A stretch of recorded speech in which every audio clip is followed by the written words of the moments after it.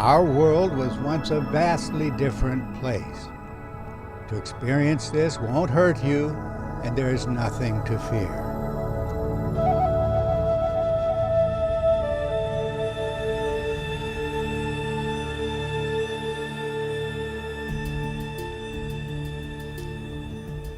In our previous episode, we considered the Egyptian stories of creation. An original unity, named as the god Atum, gave way to a separation, a division into regions above and below. But lacking any concrete referent, most translators render the two regions vaguely as heaven and earth, or heaven resting on an ambiguous horizon, or twin-peaked mountain.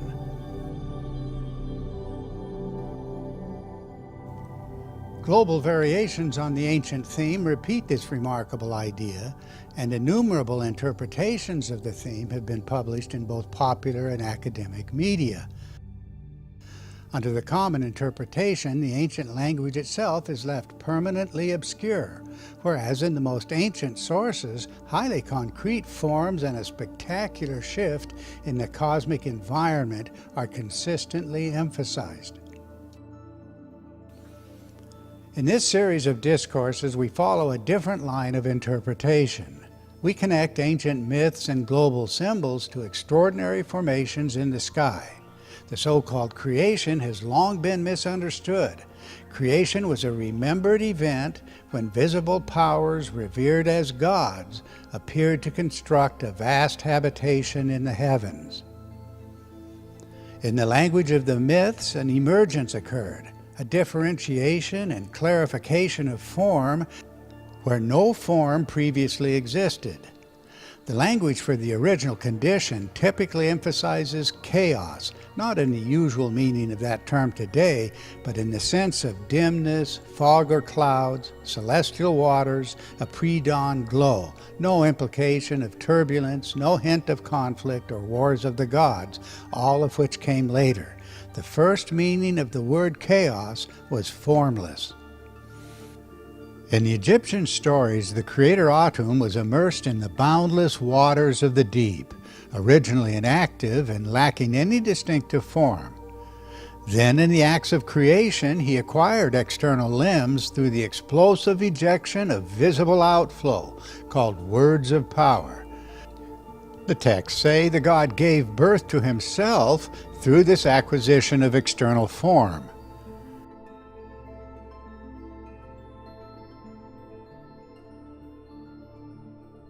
More specifically, as we've noted in our reconstruction of these events, this form was provided by the god's lower limbs, his resting place, his perch, the cosmic pillar.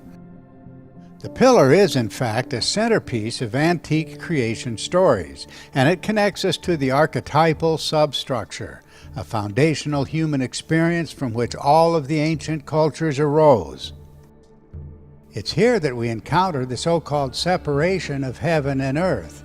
The words are all too familiar, but nothing close to an explanation or even an accurate use of words has ever appeared in scholarly studies of this theme.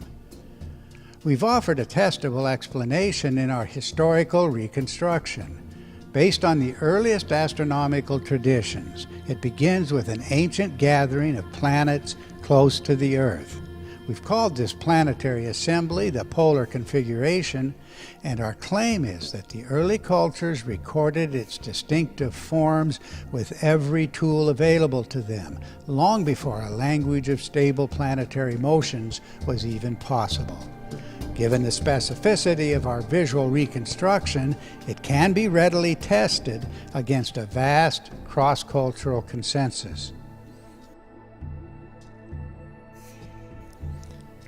The cosmic mountain or pillar consistently meant the resting place of a visible power remembered the world over as the Creator, the figure named also as a primeval sun and identified in the early astronomical traditions as the planet Saturn. But in the prior historic context, the monumental cultures knew these powers simply as the ruling gods. So as we've seen, the Egyptian priests could declare The great God lives, fixed in the middle of the sky upon his support. And this central power Atum could announce with perfect consistency, I am raised aloft on my perch above yonder places of the abyss. In the original mythic context, the abyss meant the cosmic waters, the primeval ocean of Nu, the very waters penetrated by the cosmic pillar to give Atum both his resting place and his external form.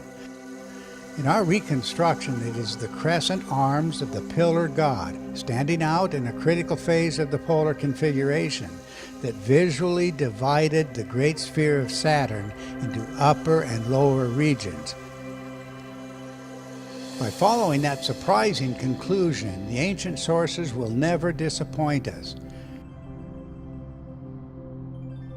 And so we find in this archaic symbolism the origins of the Atlas theme, a theme coming down to us in many variations. But here too, conventional treatments of the subject lack any content in actual experience. That's why the ground we've covered in earlier discourses is so essential. In the daily revolution of this crescent, we see the original form of the cosmic twins. Just as the twins to the left and right signified contrasting positions of the crescent in the daily cycle, so did the symbolism of above and below in the same cycle of an archaic day and night.